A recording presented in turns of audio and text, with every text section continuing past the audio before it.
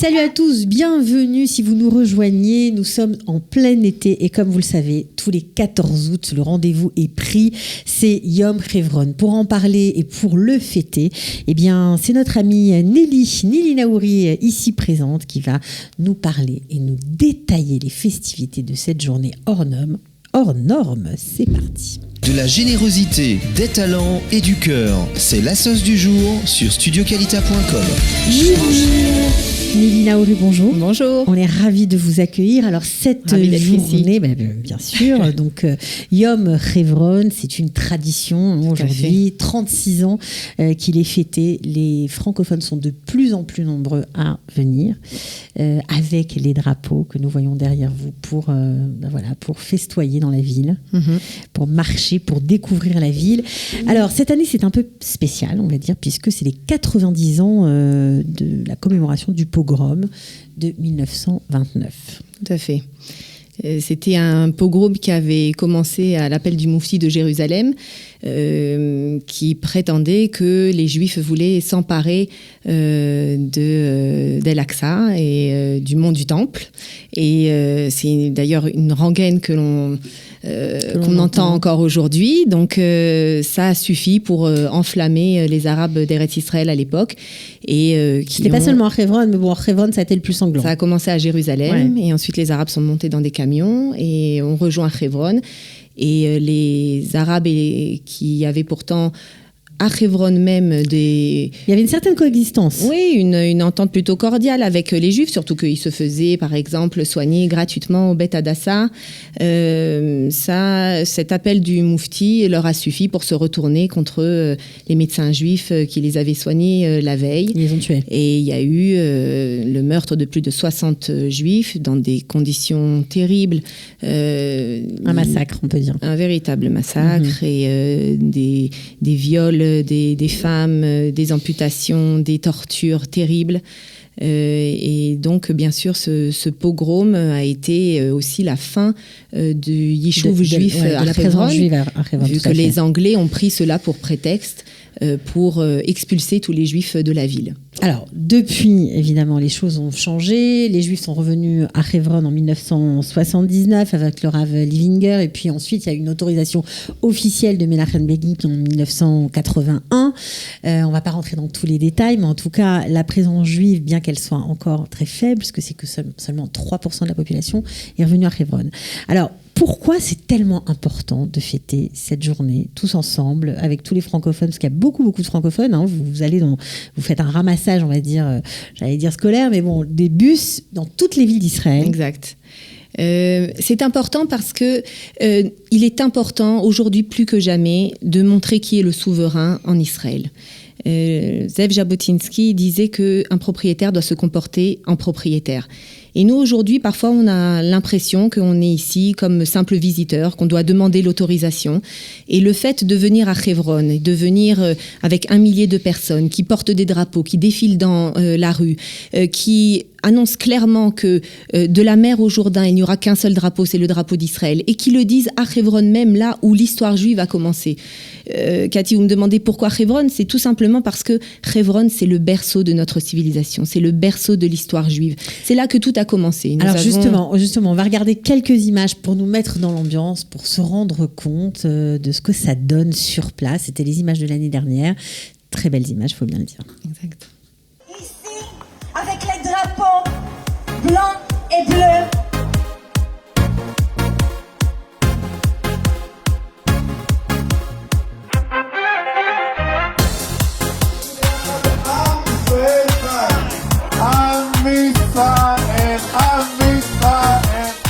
Voilà, alors on a vu ces images d'en haut, très, très joli film d'ailleurs. Ça nous met dans l'ambiance. Alors des gens parlent, des gens défilent. Il va y avoir beaucoup de choses cette année. Vous avez aussi des invités politiques. Il y a un agenda aussi politique, il faut bien le dire, parce que c'est les élections prochainement. Il y a les élections, mais qui a accepté de venir ? Oui, non, qui s'est précipité. Non, chaque année, on a des députés et des ministres qui sont très heureux de participer. L'année dernière, Miri Regev, la ministre de la Culture, nous avait fait l'honneur de venir. Elle avait tout un programme après le Yom Chevron. Elle a tout annulé et elle est restée avec nous tellement cette journée l'a enthousiasmée.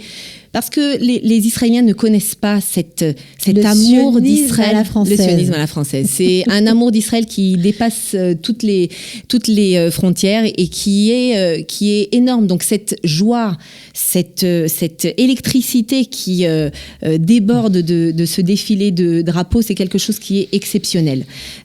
Donc cette année, on a également 2 invités de marque. On a Nir Barkat, qui était l'ancien maire de Jérusalem et qui est aujourd'hui député Likoud, et on a le ministre Bezalel Smotrich, qui est ministre des Transports et qui est un député aujourd'hui de la droite unifiée, vu que les partis Ichoud Leumi s'est joint à Beit Yehudi et à la nouvelle droite. Donc voilà, donc il est membre de ce parti également. Donc voilà, 2 invités de marque pour lesquels la souveraineté sur Israël est importante. Ils vont s'exprimer ? Bien sûr. Ils vont prendre la parole. Oui, tout à fait. Ils vont s'exprimer, ils vont parler, etc. Alors, vous avez tout un siour, on va dire, tout un parcours. Vous allez aller visiter la synagogue Avraham Avinu, vous allez aller au Bet Hadassah, au Bet Romano, où se trouve la yeshiva Shavei Hebron. Alors, partenaire aussi de toute cette journée, évidemment. Oui, la Yeshiva est notre partenaire depuis le début de cette épopée de Yom Chevron. C'est une Yeshiva que l'on soutient, vu que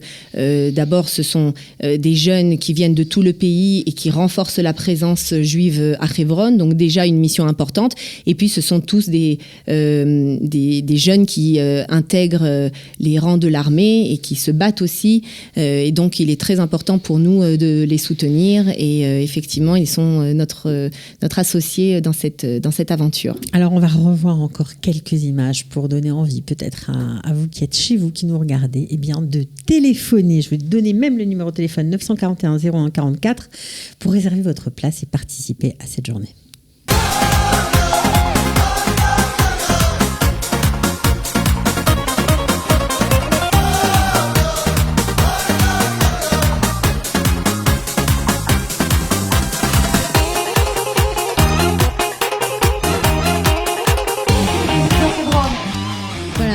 Effectivement, ça donne envie. On voit aussi des images de la Maharat Marpella. J'imagine que vous allez faire un tour, vous allez prier là-bas, sûrement. Le caveau des patriarches, où sont enterrés nos pères et nos mères. Et quand je parlais tout à l'heure du berceau de la civilisation juive, c'est bien entendu que là-bas, en fait, l'histoire de nos patriarches s'est déroulée. Et c'est grâce au droit que nous avons sur Hebron que nous avons un droit sur l'intégralité de la terre d'Israël. C'est là-bas qu'a été faite aussi la promesse de donner cette terre au peuple juif. C'est là-bas que sont enterrés nos patriarches pour bien marquer notre droit sur cette terre. Et donc, il est inconcevable qu'aujourd'hui, à Hebron, on ne puisse pas se promener dans toute la ville de manière libre. On ne peut pas se promener dans toute la ville parce que 97% de la population est arabe. Donc, forcément, c'est un peu compliqué, pas simple. Les gens qui ont peur de venir, est-ce que vous allez être gardés ? D'abord est-ce qu'il y aura des gens ? Est-ce qu'il y aura de l'armée ? Est-ce que ça va être sécurisé ? D'une manière générale, pour éviter les débordements, de toute façon, non, on n'a jamais eu aucun débordement. D'ailleurs, c'est une blague que l'on se raconte de Yom Chevron à Yom Chevron, c'est qu'on n'arrive même pas à voir un seul arabe durant cette journée. Donc, ils désertent complètement. Ouais. De toute façon, les 3% de la ville dans lesquels nous nous promenons, c'est une partie qui est exclusivement juive. Bien entendu que c'est sous la surveillance constante de Tzahal. C'est le Mishmar HaGvul aussi qui est présent sur place. Vu, comme je vous l'ai dit, qu'il y a aussi des ministres et des députés, donc vous imaginez aussi au niveau sécuritaire qu'il n'y a aucun problème. Mais je pose quand même la question. Les bus sont blindés, donc aucun problème au niveau sécuritaire. D'accord.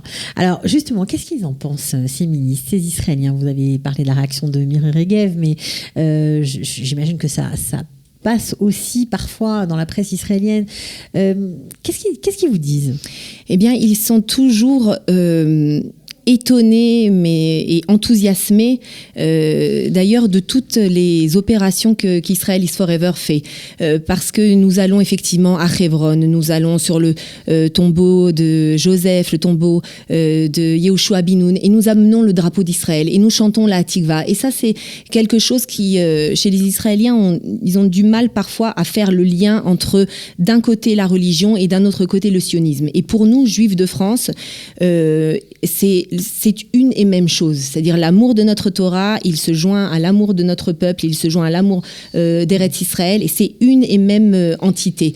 Et donc, la puissance de ce sionisme à la française, justement, c'est de pouvoir venir avec un drapeau d'Israël et prier à la Marat Marpella. Et ce symbole, il est énorme, parce que c'est non seulement une reconnaissance de notre tradition, de notre Torah, mais aussi qui se lie à notre droit de souveraineté sur Israël. Et effectivement, parler de la presse, tous les lendemains de nos opérations, on a énormément de couverture médiatique et ils sont épatés. C'est vraiment le mot. Bon, ok. Alors, évidemment, pour ceux qui n'ont jamais été à Hebron, allez-y, c'est l'occasion. Il y en a encore qui ne connaissent pas cette ville tout à fait particulière. Donc, vous serez ensemble, vous ne serez pas seuls. C'est aussi sympa de pouvoir visiter la ville avec des guides, avec des explications. Bien sûr, en français. En français, donc il faut en profiter. Si vous habitez Jérusalem, Tel Aviv, Ashdod, Natania, Ashkelon, Bat Yam, Herzliya ou Ranana, vous pouvez évidemment participer à ce Yom Hebron. Pour ceux qui s'angoissent de savoir ce qu'ils vont manger, comment ils vont il y a un déjeuner, etc. C'est important de le préciser. Oui, il y a non seulement un sandwich qui est donné le matin et après un vrai déjeuner qui va être donné sur les pelouses, sur des tables, hein, mais sur les pelouses face à la Me'arat Marpella. Il y aura aussi un concert musical de Ishaï Lapidot. Donc c'est une journée qui est exceptionnelle, bien remplie. Non seulement pour ceux qui ne connaissent pas et qui veulent découvrir Hebron, ça c'est sûr que c'est important, mais ceux qui connaissent Hebron et ceux qui habitent déjà ici depuis longtemps et qui se disent on a déjà été, ça donne un petit coup de fouet à son amour d'Israël, c'est ça? On se rappelle pourquoi on est là? Oui, c'est une piqûre de sionisme qui, moi personnellement, me remplit pour l'année, et j'attends ce moment toujours avec énormément d'enthousiasme et de joie, parce que c'est une journée qui remplit. Si vous avez participé déjà par exemple au Yom Yerushalayim à Jérusalem, ces marches de drapeau où on marche jusqu'au Kotel, c'est exactement la même chose, sauf que c'est vers la Me'arat Marpella, donc encore plus sentiment d'appartenance. C'est énorme, c'est une puissance qui est phénoménale. Donc voilà. Donc et les Olim, les anciens Olim et les Olim Hadashim et les touristes sont bien entendu les bienvenus pour cette journée qui est le rendez-vous francophone sioniste de l'été. Bon, ok, merci beaucoup Nili. On finit à quelques images, on se retrouve pour une prochaine Et juste pour émission. Les inscriptions, donc le 02 941 01 44 et aussi le site d'inscription. Vous pouvez vous inscrire par internet au www.yomhevron.com. Ok, c'est dit. Merci beaucoup. Avec plaisir. À bientôt. Ciao, ciao.